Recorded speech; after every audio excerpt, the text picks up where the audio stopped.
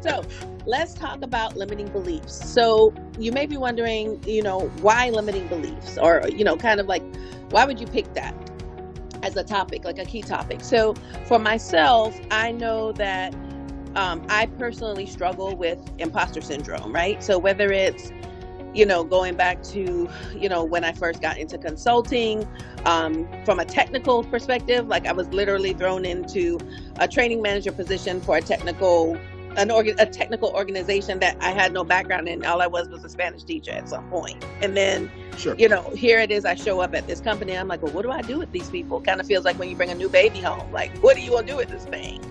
And being able to work through that.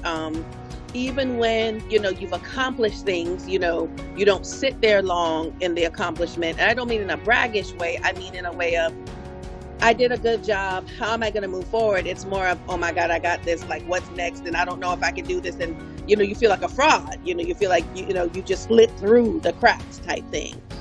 And then, you see it when it comes to things like, well, if I became a consultant, for example, and not that this is like, winning the Nobel Peace Prize, I'm talking about being able to do things that you hadn't done before.